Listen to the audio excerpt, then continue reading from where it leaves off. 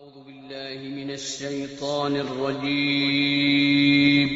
پناہ مانگتا ہوں میں اللہ کی شیطان مردود سے۔ بسم الله الرحمن الرحيم شروع اللہ کا نام لے کر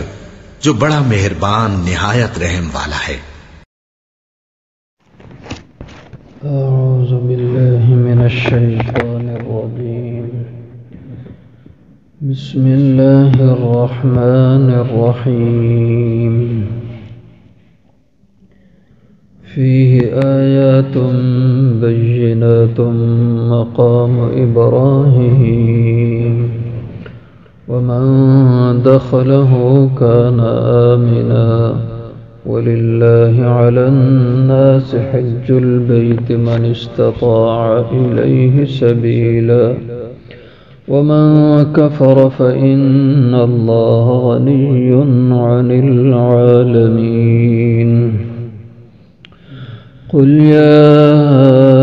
أهل الكتاب لم تكفرون بآيات الله والله شهيد على ما تعملون قل يا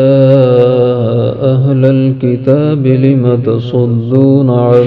سبيل الله من آمن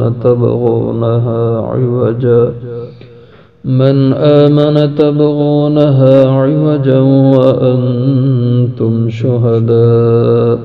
وما الله بغافل عما تعملون يا أيها الذين آمنوا إن تطيعوا فريقا من الذين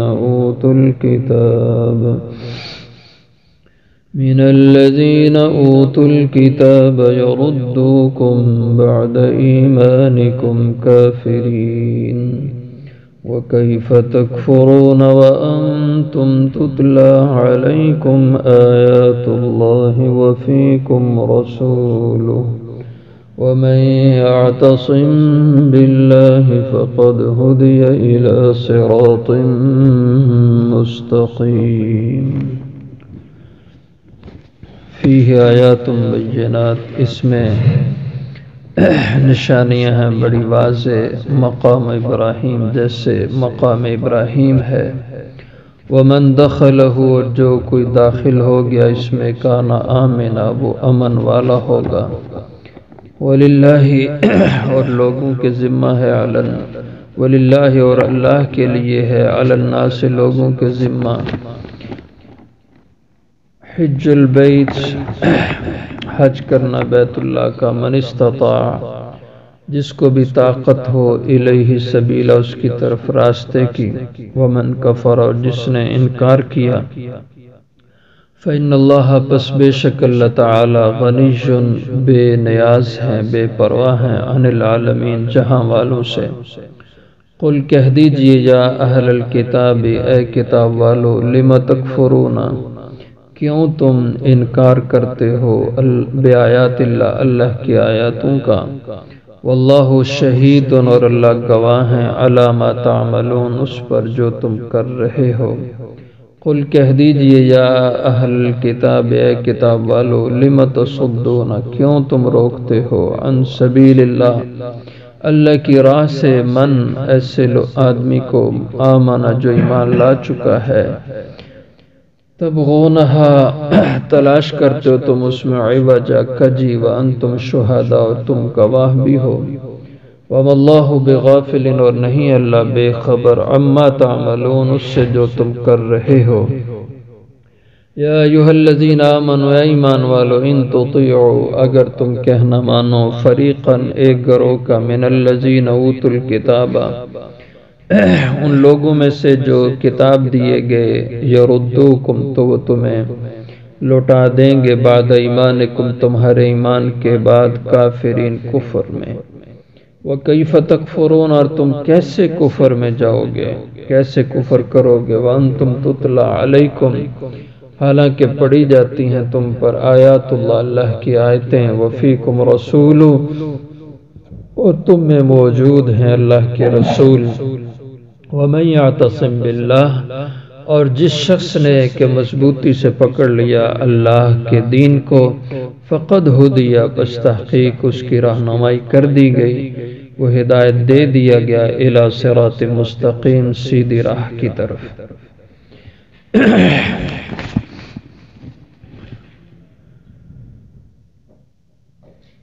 حضرت ابراہیم علیہ السلام کی نسبت سے بیت اللہ شریف کا مکہ کا ذکر ہوا، تو اسی کے ضمن میں یہ ارشاد ہے کہ فیہ آیات بینات، اس بیت اللہ میں، اس مسجد الحرام میں نشانیاں اللہ کی قدرت کی بہت سی۔ مقام ابراہیم ان میں سے ایک نشانی مقام ابراہیم ہے۔ مقام ابراہیم کہتے ہیں اس پتھر کو جو حضرت ابراہیم علیہ السلام کی نشانات قدم جس پہ موجود ہیں۔ یہ پتھر وہ ہے کہ جب حضرت ابراہیم علیہ السلام بیت اللہ کی تعمیر فرما رہے تھے تو آپ کے ساتھ آپ کے بیٹے حضرت اسماعیل، دونوں باپ بیٹا اس تعمیر میں شریک تھے، اور جب بیت اللہ کی دیواریں کھڑی کر رہے تھے تو دیوار اونچی جب ہو گئی تو خود بھی اونچا کھڑا ہونے کی ضرورت تھی، تو اس کے لیے آپ نے اس پتھر پہ کھڑے ہو کے اس کی دیواروں کو اونچا کرنا شروع کر دیا۔ تو اللہ کی قدرت سے یہ پتھر بھی بلند ہوتا جاتا، جیسے دیوار بلند ہوتی جاتی یہ پتھر بھی بلند ہوتا جاتا،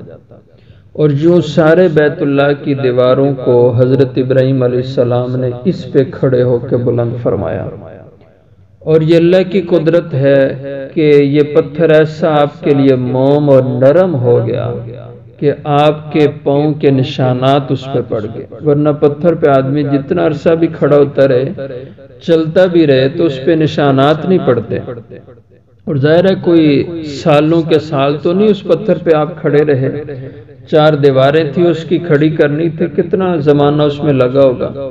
لیکن اس پتھر پہ آپ کے دونوں قدمین کے نشانات پڑ گئے، اور آج بھی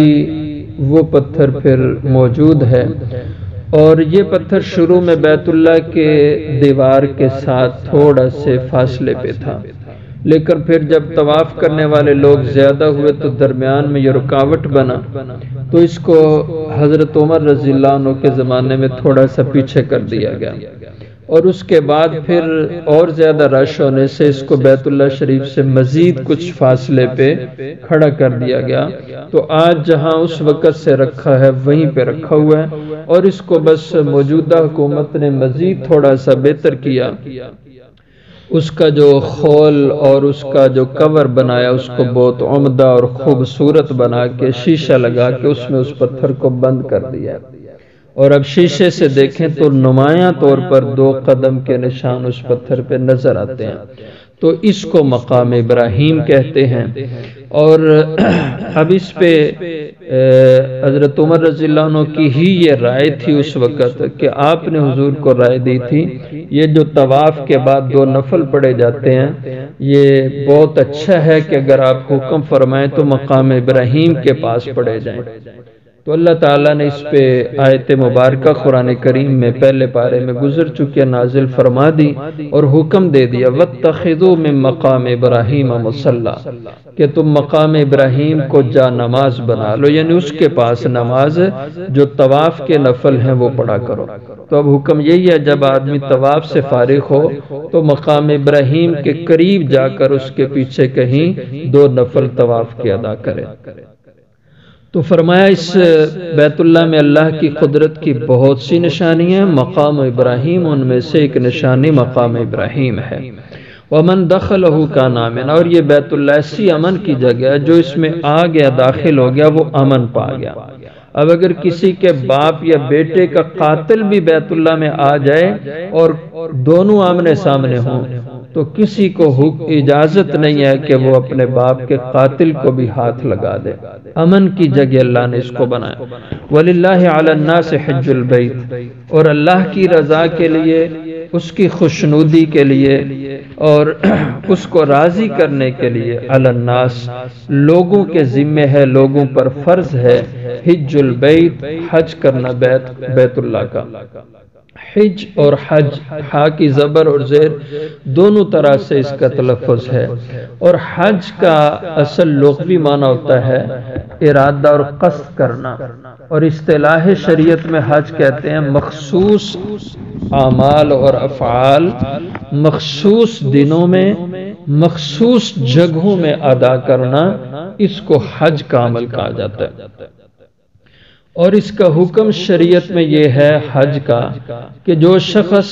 استطاعت رکھتا ہو، من استطاع الیہ سبیلا، فرض اس پہ ہے جو استطاعت رکھے بیت اللہ کی طرف راستے کی، یعنی سفر کی۔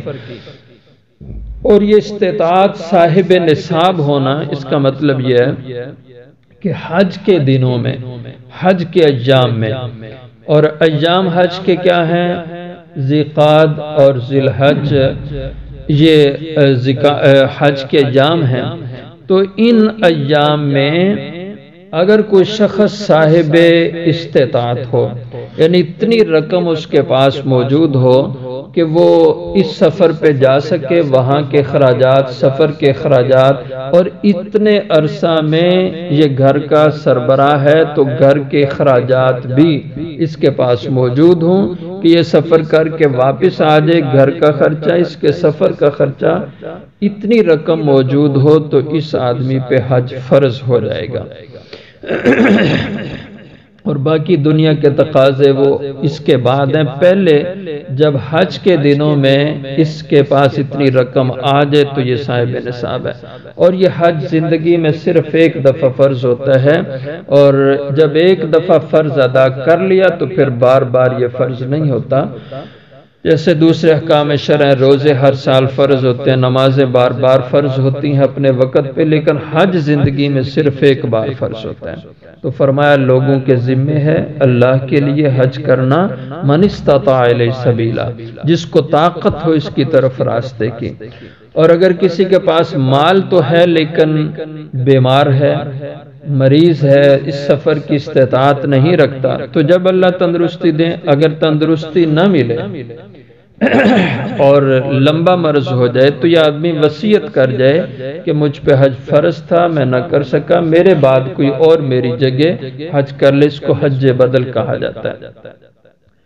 ومن کفر، اور جس نے انکار کیا اللہ کے اس حکم کو پورا کرنے سے، فإن اللہ غنی عن العالمین، تو جس شخص پہ حج فرض ہو چکا تھا اور اس نے حج نہیں کیا، اس حکم کو پورا کرنے سے باز رہا، تاخیر اس میں کرتا رہا، تو حدیث مبارکہ میں آتا ہے آپ صلی اللہ علیہ وسلم نے فرمایا جس پہ حج فرض ہو چکا تھا اور اس نے ٹال مٹول اس کی ادائیگی میں کی اور اسی حال میں اس پہ موت آ گئی، تو فرمایا کہ مجھے اس سے کوئی واسطہ نہیں ہے، یہ یہودی ہو کے مرے، عیسائی ہو کے مرے، یا مجوسی ہو کے مرے۔ اس قدر وعید ہے اس میں کوتاہی کرنا۔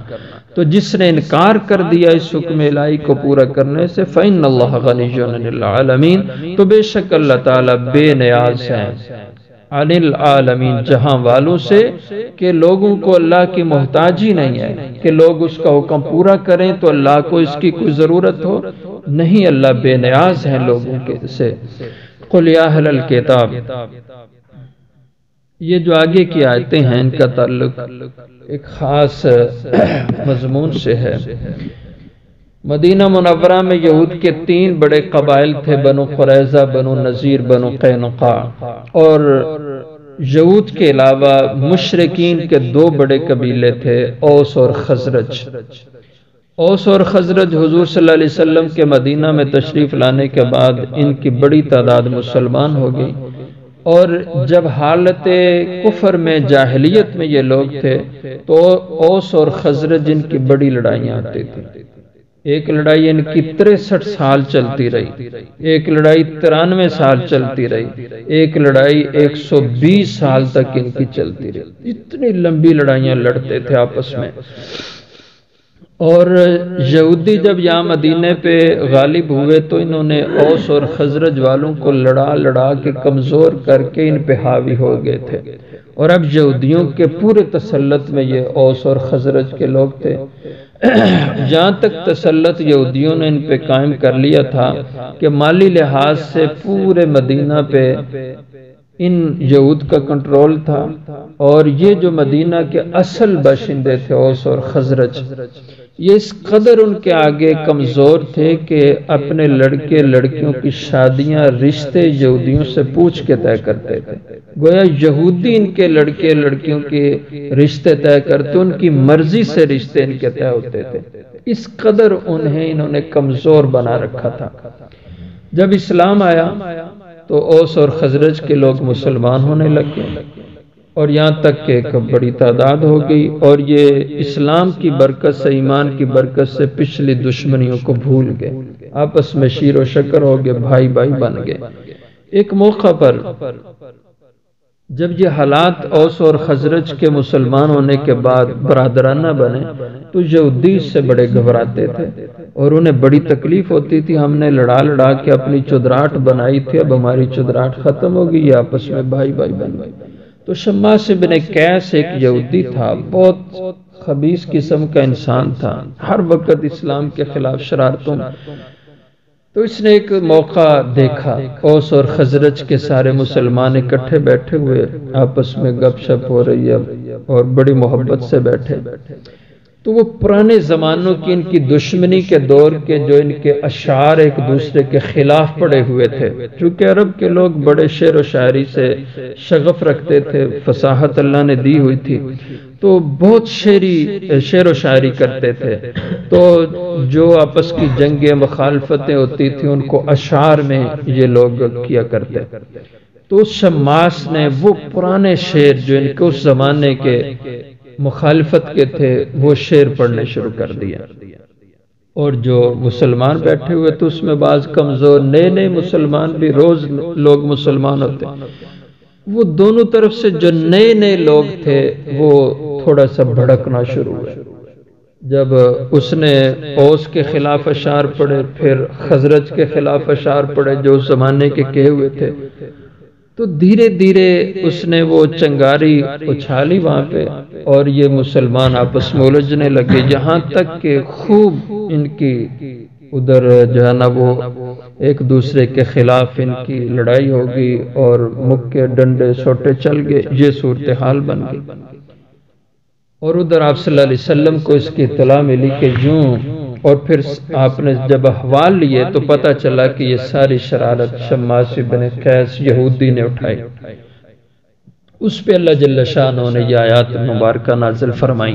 قل یا اہل الکتاب، پہلے یہودیوں سے اللہ نے خطاب فرمایا، پھر اہل ایمان سے، قل اے نبی ان سے کہہ دیجئے، یا اہل الکتاب، اے کتاب والو یعنی یہود، لما تکفرون بآیات اللہ، کیوں تم کفر کرتے ہو اللہ کی آیتوں کے ساتھ، واللہ شہید علی ما تعملون، اور اللہ گواہ ہیں اس پر جو تم کر رہے ہو، یعنی یہ جو تم مسلمانوں کے لیے کفر کی راہیں بنانے کی کوشش میں ہو، یہ کس وجہ سے تم کر رہے ہو، جبکہ تمہیں اس اسلام کی سچائی کا پتہ ہے، اور نبی آخر الزمان کی حقانیت کا بھی تمہیں پتہ ہے، اور اس پہ تم خود گواہ ہو۔ قل یا اہل الکتاب، اے کتاب والو، اہل کتاب، لم تصدون عن سبیل اللہ، کیوں تم روکتے ہو لوگوں کو اللہ کی راہ سے، من ایسے لوگوں کو جو ایمان لائے، تبغونہا عوجا، تم تلاش کرتے ہو اس اللہ کی راہ میں کجیاں، اس میں شکوک شبہات بنا کے کوشش کرتے ہو اسے بدزن کرنے کی، وانتم شہداء، اور تم اس اسلام کے اور نبی کے سچا ہونے کے گواہ ہو، تمہاری کتابوں میں سب کچھ لکھا ہوا ہے،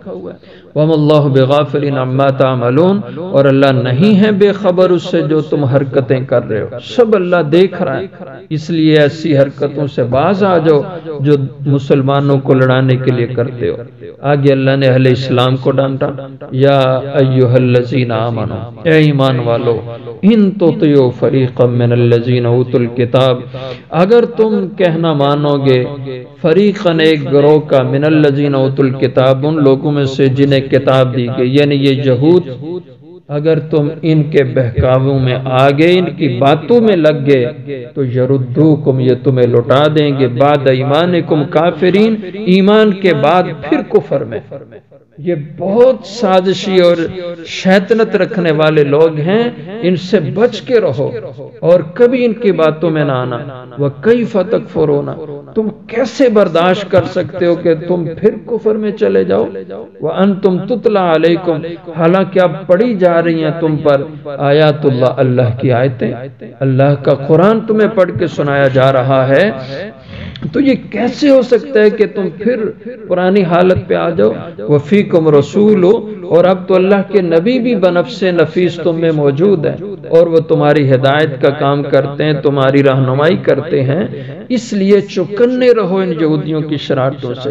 اور آج بھی دیکھ لیں دنیا میں اسلام کے اندر آج پھر یہودی وہی کچھ کر رہا ہے، مسلمانوں کو آپس میں لڑا بڑھا رہا ہے اور آپس میں ان کی طاقت انہی کے خلاف ضائع کروا رہا ہے اور انہیں کمزور کر کے خود تسلط ان پہ جما رہا ہے۔ اسرائیل میں دیکھ لیں بیت المقدس پہ جو قبضہ جمایا تو صرف مسلمانوں کو آپس میں لڑا بڑھا کے اور کمزور کر کے کر رہے ہیں، اور اسی طرح جو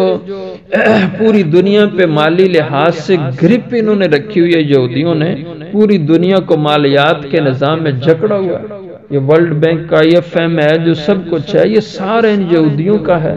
تو ایسے سازشی لوگ ہیں، تو اللہ جل شانہ فرماتے ہیں ان سے چکن نہ رہو۔ وفیکم رسول، اور تمہیں اللہ کے رسول موجود ہیں ان کے ہوتے ہوئے تم ان سے ان کی باتوں میں قطعی طور پہ نہ ہو۔ وَمَن يَعْتَصِم بِاللَّهِ، اور جس نے مضبوطی سے تھام لیا اللہ کو، یعنی اللہ کے دین کو، فقد ہدی، تو دین پر جم کے رہو اور ادھر ادھر کے ان شرارتی لوگوں سے بچ کے رہو۔ فقد ہدی، جو دین پر جم کے استقامت سے چلا، تحقیق اس کو ہدایت دے دی گئی، اس کی رہنمائی کر دی گئی، الی صراط مستقیم، سیدھی راہ کی طرف۔ جب انسان استقامت کر کے دین پر چلے تو اللہ اس کو صراط مستقیم پہ گامزن رکھتے ہیں۔ اور پھر دعا بھی انسان کو کرنا چاہیے اللہ سے کہ اللہ اس دین پہ استقامت دینا، اس پہ جما کے رکھنا، اور اس کے لیے بہترین دعا ہے اہدنا الصراط المستقیم کی، کہ یہ انسان ہر نماز کے بعد دعا کرے۔ نماز کے اندر تو پڑھی جاتی ہے یہ دعا، اس کے بعد بھی انسان اللہ سے مانگتا رہے کہ اللہ دین پہ استقامت دینا، صراط مستقیم پہ موت دینا، کہ دنیا کے فتنوں سے میں پھسل نہ جاؤں، کہ فتنے بہت خطرناک ہیں۔